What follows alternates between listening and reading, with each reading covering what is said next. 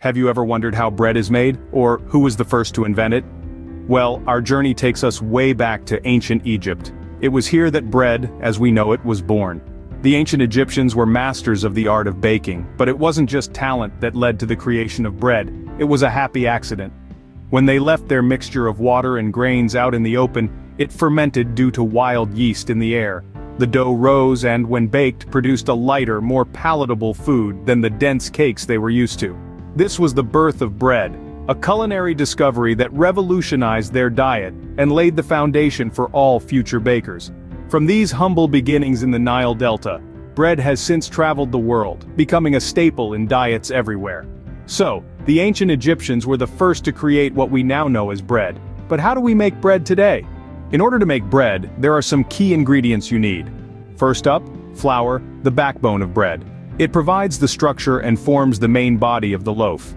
The type of flour you choose can significantly affect the texture and taste of your bread, with options ranging from whole wheat to rye to all-purpose.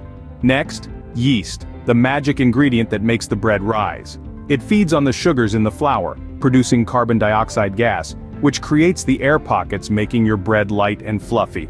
Thirdly, water, the catalyst that activates the yeast and helps bind the ingredients together. It also contributes to the texture of the bread. Lastly, salt, the flavor enhancer. While not necessary for the bread to rise, it gives the bread its savory taste and helps control the yeast's activity. For added flavor, consider optional ingredients like sugar, which gives a subtle sweetness, or butter, which lends a rich tender crumb, or sometimes eggs depending on the kind of bread. Now that we know what we need, let's move on to the process of making bread. The first step in making bread is to mix the ingredients and knead the dough. And so, we venture into the heart of bread making, the mixing and kneading. It's here where the magic truly begins, where raw ingredients transform into a tangible, elastic dough. Let's start with the mixing. The flour, water, yeast and salt come together in a symphony of flavors. You might be tempted to just throw everything together and hope for the best, but there's a certain order we like to follow. We start with the flour, creating a well in the middle.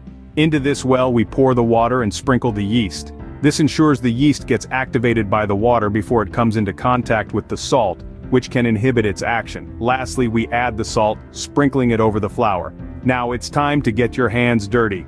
Dive in and combine those ingredients until they form a rough dough. Don't worry if it seems a bit messy at first. It's supposed to be that way. Next up, kneading. This isn't just a workout for your arms, it's a crucial part of bread making. As you knead, you're developing the gluten in the flour. Gluten is what gives bread its structure.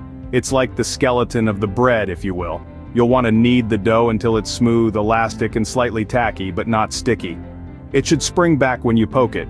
This is a clear sign that you've developed enough gluten. You might be wondering, how long should I knead? Well, there's no one-size-fits-all answer to that. It depends on the type of flour, the humidity, even the temperature. But generally it takes about 10 to 15 minutes of vigorous kneading to get to the right stage. As you knead, you'll notice the dough changing. It starts out rough and shaggy, then becomes smoother and more elastic. It's a bit like watching a caterpillar transform into a butterfly. Once the dough is well kneaded, it's time for the next step, fermentation. This is when your dough will rise and develop even more flavor. But that, my friends, is a story for another scene. After kneading, the dough needs to rest and ferment.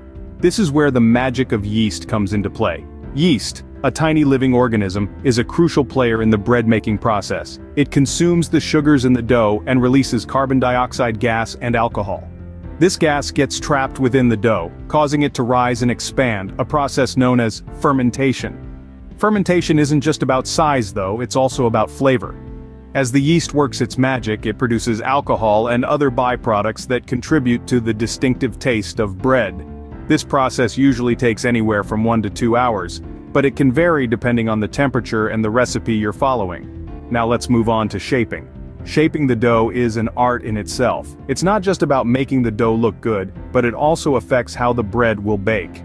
The goal is to create a tight, smooth outer skin on the dough. This is done by stretching and folding the dough onto itself, creating tension on the surface. You can shape the dough into a variety of forms: a classic loaf, a rustic boule, a slender baguette, or even a braided challah. Your creativity is the only limit here. After shaping, the dough is almost ready for the oven, but first it needs to prove. This is the final step before baking. where the dough gets one last chance to rise and develop even more flavor. But we'll get to that in the next scene. The final steps in making bread are baking and showcasing the final result. Now, what exactly is baking? It's a process where you take your dough that has doubled in size and pop it into the oven. The ideal temperature varies depending on the type of bread you're making, but typically a temperature of around 425 degrees Fahrenheit works well for most loaves. How can you tell when your bread done? The golden rule is to tap the bottom of the loaf. If it sounds hollow, your bread is ready to be taken out of the oven. You can also use a thermometer to check the internal temperature. A reading of around 210 degrees Fahrenheit indicates a perfectly baked loaf.